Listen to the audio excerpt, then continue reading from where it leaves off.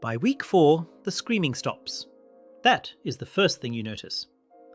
For 21 days, the background noise of the metropolis was a cacophony of sirens, shattering glass, and human panic.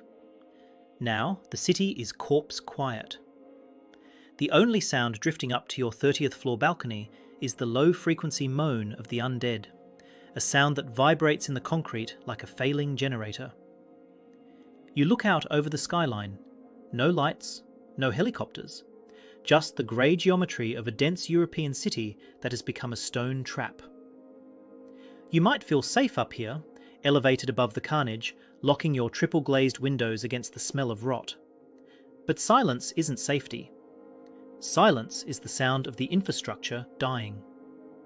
And if you are still in the city when the water pressure finally hits zero in the mains, which usually happens around day 30, you aren't a survivor. You are just canned food waiting to be opened. The window of opportunity to leave wasn't day 1 amidst the chaos. It is right now, before the silence becomes permanent. Welcome to the curriculum. I'm Dr. Eris. Today we are dismantling the shelter-in-place fallacy. Standard disaster protocols, the ones written by government committees and air-conditioned rooms, tell you to stay put. They assume help is coming. They assume the grid will flicker back on. But in a stage 4 biological collapse, or what we are colloquially calling the zombie apocalypse, staying put in a high-density urban zone is a mathematical error that resolves to zero. We are simulating the bug-out scenario, specifically tailored for a European-style metropolis where guns are scarce, density is high, and the streets are labyrinths. If you want to understand the physics of survival when the laws of man have been repealed, you need to secure your spot in this mindset right now. Picture your current reality. You are in a luxury apartment tower. It felt like a fortress in week 1. The security doors held, the elevators stopped, but the stairs were manageable. But now it's week 4. The plumbing is dry. To flush a toilet, you need to haul bucket water up 30 flights of stairs. You don't do that, so the building is beginning to smell of unwashed bodies and accumulating waste. Down in the lobby, the glass is spiderwebbed. Every night, the moaning gets louder. The undead aren't just wandering aimlessly anymore, they are clustering. They sense the heat signatures, the pheromones of 200 frightened people packed into a vertical silo. They are scratching at the foundations. You look at your spouse and you see the calculation in their eyes. The tower isn't protecting you anymore. It is corralling you. The common reaction here is to double down on fortification. You push a heavy dresser in front of the door. You ration the last of the bottled water to mere sips. You tell yourself that moving is dangerous, that the streets are lava. This is the fear of the unknown overriding the certainty of the known. The known variable is that you are running out of calories and water. The known variable is that disease from poor sanitation will kill your group before the zombies do. Most people freeze in this phase. They wait for a rescue signal that was broadcast on a loop 3 weeks ago and hasn't been updated since. They treat the apartment like a bunker, but a bunker without supply lines is just a tomb. Apathy sets in. You conserve energy by lying still, staring at the ceiling, while the threat downstairs multiplies exponentially. Now, you might argue, Dr. Aris, the streets are filled with the infected. Being up high is the only advantage we have. I hear this constantly. It is the fortress fallacy. Let's look at the Steelman argument. Yes, altitude grants immunity from direct bites. But consider the secondary threat matrix. Fire. In a city without a fire department, fire is the apex predator. One candle knocked over in an apartment 3 floors below you. One survivor trying to cook on a camping stove indoors, and the heat rises. Modern high-rises are designed with fire suppression systems, sprinklers, pressurised stairwells. None of those work without power and water pressure. If a fire starts on the 10th floor and you are on the 30th, you are forced into the stairwell. The smoke rises. You are forced down, coughing, blinded, straight into the lobby, straight into the horde that has been waiting for the dinner bell. The building doesn't save you, it traps you in a chimney. Here is the specific complication with zombies in a high-density environment. It is about acoustic amplification. A city street is a canyon. Sound bounces. In week 4, the ambient noise floor is 0. If you drop a metal canteen on your balcony, that clank ricochets off the building opposite you and travels 4 blocks. The undead navigate primarily by sound and smell. When you make a noise in a tower, you are ringing a dinner bell for every infected within a square kilometre. They don't need to see you, they just congregate at the base of the noise. We call this the sediment effect. Over time, the zombies settle around the base of occupied buildings like silt in a river. Every day you wait, the layer of undead around your exit grows thicker. Leaving on day 7 meant dodging a dozen. Leaving on day 28 means pushing through 1,000. The hardest part of the plan isn't the map, it's the people. You are in a group. Maybe it's neighbours you've bonded with over the last month. There is Mrs. Gable, the elderly woman in 4B who can barely walk. There is the family with the newborn in 6C. When you bring up the plan to leave, to hike 40 kilometres to the lakeside town, they look at you with terror. They can't make that walk. Mrs. Gable certainly can't. And this is where the survival curriculum stops being about knots and fire starting and starts being about ethics. If you stay to help them, you all die. If you leave, you survive, but you carry the ghost of abandoning them forever. You aren't leaving to save yourself. You need to reframe this. You are leaving because if you don't, your child will watch you die of dehydration, and then they will be alone in the dark with the monsters. That is the guilt you cannot live with. Your group will want to vote. They will want to form a committee. In a survival scenario, democracy is a latency issue. While you are debating the pros and cons of the northern route versus the southern route, the water supplies are evaporating. Groups naturally regress to the lowest common denominator of risk tolerance. The most fearful person in the room will veto the bold action required to save the group. They will say, "Let's wait one more day, maybe the army is coming." This is the normalization bias kicking in again. You cannot afford to let the group's fear dictate your timeline. You have to be the architect of the exit. You don't ask for permission, you present the operational reality. We are leaving at 0400 hours. Here is the route. Pack light or stay behind. It sounds harsh. It is harsh. It is also the only way anyone walks out of that lobby alive. Let's address the radio broadcast. The one you heard static fragments of last night. Safe zone established. Sector 4. Food and medical. It sounds like salvation. It is likely a trap, or a ghost. By week 4, automated emergency broadcasts often loop long after the generator at the transmitting station has failed or the personnel have been overrun. However, even if it is a lie, you need a destination. You need a vector. We aren't heading to the safe zone because we trust the government to be there with hot soup. We are heading there because it is away from the population density. The logic holds regardless of the outcome. The city is 10,000 people per square mile. The countryside is 50. Even if the safe zone is a smoking crater, the actuarial risk of being eaten decreases by 99% simply by crossing the city limits. Do not move for hope, move for statistics. Here is the variable the maps don't show. The weather. In a climate-controlled apartment, rain is just scenery. On the road, In a week 4 scenario, rain is a tactical nightmare. Zombies don't feel cold. They don't get hypothermia. You do.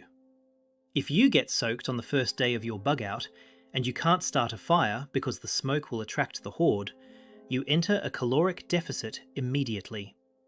You start shivering. Your dexterity drops. You can't reload your weapon or climb a fence. Furthermore, heavy rain masks the sound of approaching undead. You lose your primary early warning system, their shuffling footsteps. But there is a flip side. Rain also washes away your scent.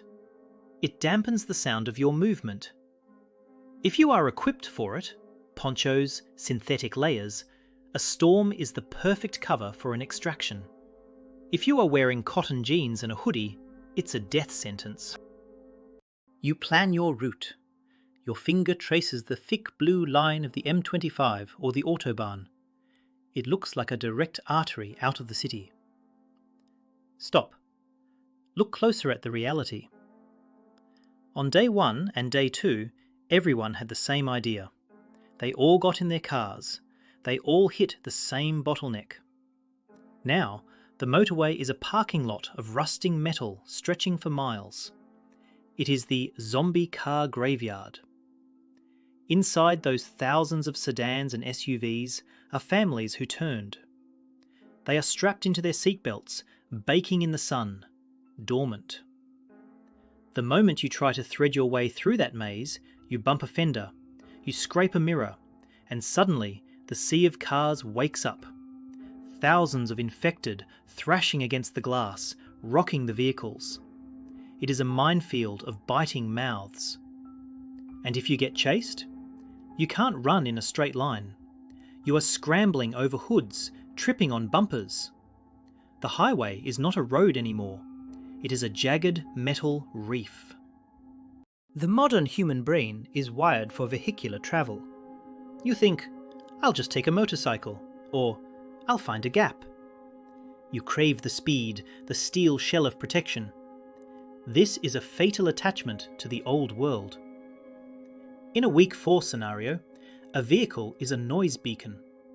An engine revving in a silent city draws attention from a mile away. You run out of gas? You're stranded. A tyre pops on debris? You're done. You need to embrace the pedestrian mindset. You are biological machinery now. The route out of a European city isn't the road, it's the negative space between the infrastructure. The places cars can't go. We are looking at the blue veins and the iron spines, the canals and the railways. Consider the canal network. Industrial Europe is veined with them. They have towpaths, flat, straight, usually sunken below street level. This provides 2 massive tactical advantages: concealment and barriers. If you walk the towpath, you are below the sightline of the zombies wandering the streets above. You are moving in a trench. On one side, you have a brick wall or steep bank. On the other, water. Zombies are poor swimmers. They sink or float clumsily. They can't flank you from the water side effectively. This cuts your threat sector from 360 degrees down to 180. You only have to worry about what is in front of you and behind you. Additionally, canals bypass the suburban sprawl. They cut through industrial zones, which, historically, have lower population densities at night than residential areas. Less people when the world ended means fewer zombies now. But the canal has a specific threat profile: the choke point. Bridges, tunnels, locks. When the towpath goes under a low bridge, you are entering a blind tunnel. It's dark, damp, and echoes. If a horde has fallen from the bridge above and is loitering in that tunnel, there is no way around. You can't climb the wet walls. You can't swim the polluted water with your pack on. You are forced into a close quarters confrontation in a space as wide as a sidewalk. This is why your formation matters. Point man with a high lumen light and a quiet melee weapon. Rear guard checking the 6. You never, ever enter a tunnel without checking the exit first. If the tunnel is blocked, you have to scramble up the bank, exposing yourself to the street level. That transition, from the safety of the path to the exposure of the street, is where most extractions fail. Let's talk about what is on your back. You are standing in your living room, staring at a pile of gear. You want to take the photo album. You want the extra pair of boots.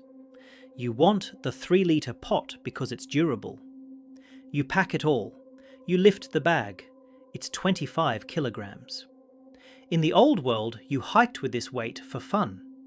But you weren't sprinting for your life then. You weren't climbing over a 6-foot chain-link fence in 5 seconds flat. You weren't crouching in a bush for 4 hours, waiting for a patrol of undead to pass. Heavy gear makes you slow. Slow makes you dead. You need to look at that photo album and realise it is a brick of dead weight. You need to look at the tent and realise you will be sleeping in shell-shocked sheds, not campgrounds. You strip it down. If you can't run a 100-metre dash with your bag on, you unpack until you can. The amateur survivor focuses on weapons. They strap a baseball bat to the side of the bag, maybe a fire axe. They look like a video game character. Here is the physics of a fire axe. It is heavy, unbalanced, and if you swing it in a narrow hallway, it gets stuck in the drywall. If you swing it into a skull, it gets stuck in the bone. While you are struggling to dislodge your cool weapon, the second zombie bites your throat. You don't need heavy chopping power, you need lightweight, piercing trauma. A sharpened screwdriver, a sturdy knife, a claw hammer. Tools that are light, fast and multi-purpose. And crucially, tools that fit inside your bag or on your belt, not dangling off your pack getting snagged on every doorframe. You are not a warrior clearing a dungeon. You are a mouse trying to cross a cat convention. The math of the 40-kilometre march is simple. Water is heavy. 1 litre weighs 1 kilogram. You need 3 litres a day minimum under stress. That's 9 kilograms of water for a 3-day trip, if you carry it all. You can't. You physically cannot carry enough water to survive the trip without scavenging. This is where your gear priority shifts. You don't carry water, you carry the ability to make water safe. A compact filter, boiling vessel, purification tablets. This reduces 9 kilograms of load to 500 grams.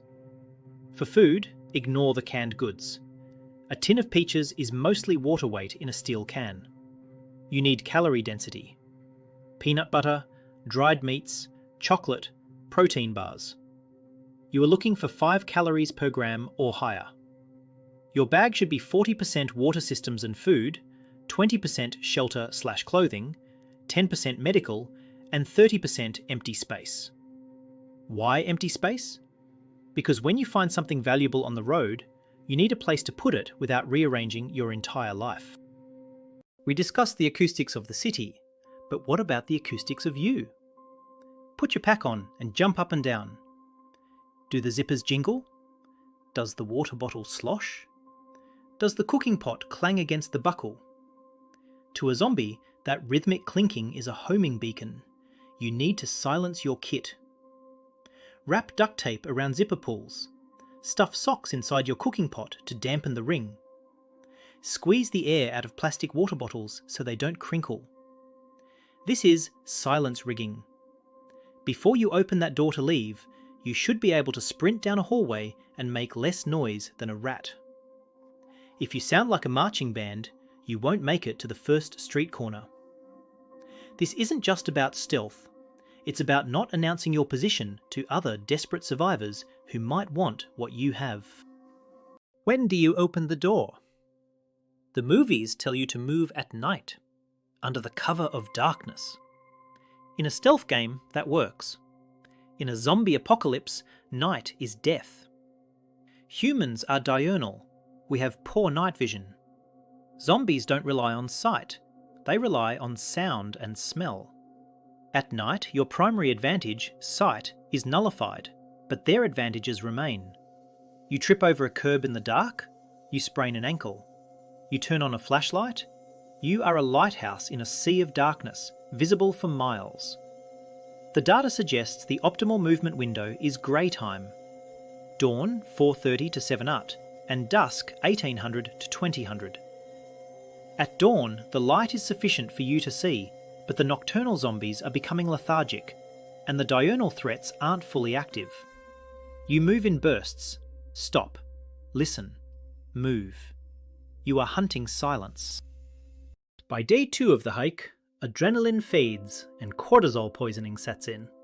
You are exhausted. You haven't slept more than 20 minutes at a time. The reaction is to get sloppy. You stop checking corners. You start dragging your feet, making more noise. You talk to your group instead of using hand signals. This is survival complacency. It kills more people than bites. You need a regimen. For every 50 minutes of movement, you take 10 minutes of complete, silent rest. You force hydrate. You force feed. You do a gear check. Discipline is the only thing keeping the fatigue from turning into a mistake. If someone in your group starts lagging, getting irritable, or stumbling, stop immediately. They are a liability. Feed them sugar. Rest them. Do not push through, or they will trip at the worst possible moment. Navigating the city centre is hard because of density. Navigating the countryside is hard because of exposure. But the hardest sector is the grey zone, the suburban ring. This is where the fences are. In the city, you follow a road. In the suburbs, the roads loop into cul-de-sacs. You are forced to cut through backyards. High fences, manicured hedges, swimming pools. This is an obstacle course. Every fence you hop is a calorie expenditure and a risk of injury. Every backyard is a potential trap with a zombie dog or a homeowner who never left. The strategy here is vectoring. Do not try to move in a straight line. Use the service corridors, alleyways behind shops, electrical servitudes, the unglamorous paths. Avoid the front doors. In the suburbs, the front door is for guests. The back alley is for survivors. And watch out for the silence here. It's different. It's domestic. A swing set creaking in the wind can sound exactly like a footstep. We have focused on the dead, but in week 4, the living have completed their metamorphosis. The people who are still alive in the suburbs aren't the nice neighbours anymore. They are the ones who are willing to do what was necessary. If you spot a barricaded house with smoke coming from the chimney, you do not approach. You do not ask for water. You bypass it by a wide margin. A smoking chimney means they have resources, which means they are defending them. To them, you aren't a refugee, you are a looter. You are a calorie competitor. At best, they fire a warning shot. At worst, they invite you in and you never come out. The rule of the road in week 4 is avoidance. If you see humans, you hide. You are a ghost. You only engage if you have absolutely no choice. The solidarity of the disaster phase is over. The resource war of the survival phase has begun. Finally, the buildings thin out. The concrete gives way to asphalt, then to dirt. You hit the tree line. You made it 30 kilometers. You should feel relief. Instead, you feel agoraphobia. You have spent a month in a box, fearing the open. Now the sky is huge, the fields stretch for miles, and you realize you are visible. In the city, you could duck into a doorway. Here, if a zombie horde spots you across a wheat field, they can track you for hours. The line of sight problem reverses. You can see them coming, but they can see you. You feel naked. This anxiety is real. It makes you want to crawl into the bushes. Fight it. Use the terrain. Stick to the tree lines. Use the topography. Stay in the valleys, off the ridgelines. You are trading the vertical trap for the horizontal hunt. You see the lakeside town. It looks peaceful. No smoke. No piles of bodies. You think, we made it. You drop your guard. You walk down the main street. This is the finish line fallacy. Just because it's a small town doesn't mean it's empty.